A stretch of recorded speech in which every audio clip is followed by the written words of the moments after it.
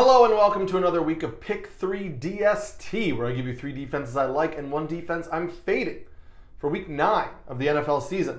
I'm your host, Eric Samulski, and as always, these are not my full weekly DST rankings. If you want to see those, you can click the link below or go to RotoBaller.com, where you'll get my full article where I'll update the rankings during the week as we get information on weather, injury reports, and all that kind of stuff, which may help to update or change my rankings for the week. We're going to dive right in with the defense I'm fading for this week, and it's the Miami Dolphins. Now, consensus has them at 8th, and I have them at 14th.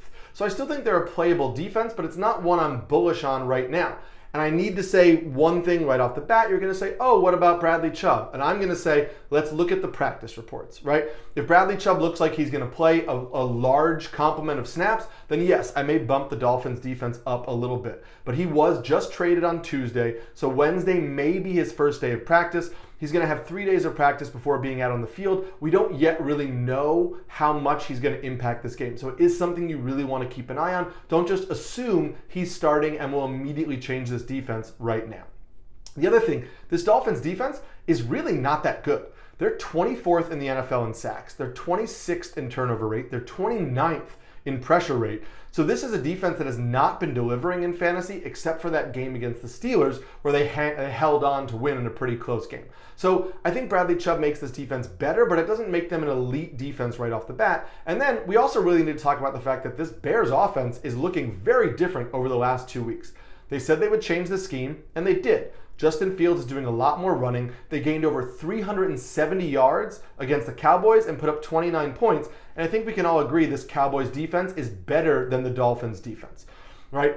Before that Micah Parsons fumble recovery for a touchdown, Dallas would have finished around 4 fantasy points. And I know you're going to say, well, they finished in double digits because of the fumble recovery for a touchdown. But those things aren't consistent week after week. We can't bank on that. What we need to know is that this Chicago Bears offense was giving the Dallas fantasy defense a run for their money, so this is not a smash spot for the Dolphins this week.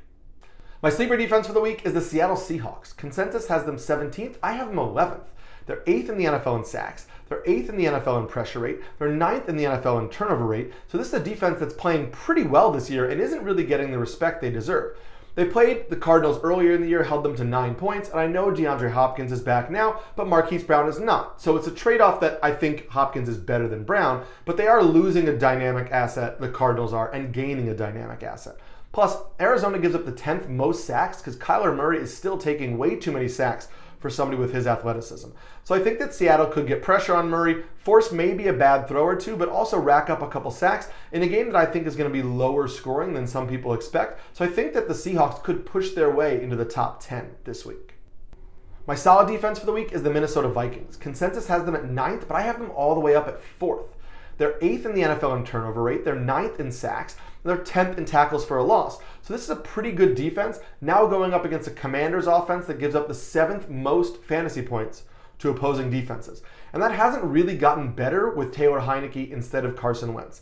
Heinicke, yes, makes the Commanders offense look a little bit better, but he still has a lot of turnover-worthy plays, and I think that the Vikings could capitalize on that this week. So I think that this is a pretty good spot for the Vikings defense, and I'm surprised they're so low. They're one of my favorite plays for this week. And my stud defense for the week is the Buffalo Bills. Consensus has them 2nd. I have them 2nd.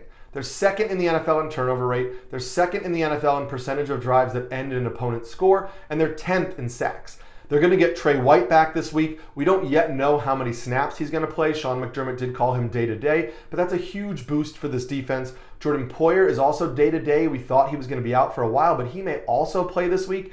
And the Jets get back old Zach Wilson.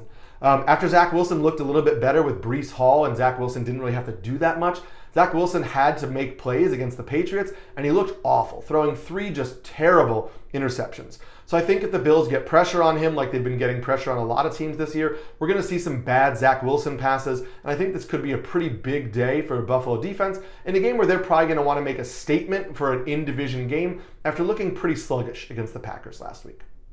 As a reminder, if you haven't yet, please hit like and subscribe to get Pick 3 DST every week, as well as the rest of our RotoBaller content, our start-sit videos, our DFS videos, our rankings videos, and everything so that every single week we can not only make you money, but help you win your leagues.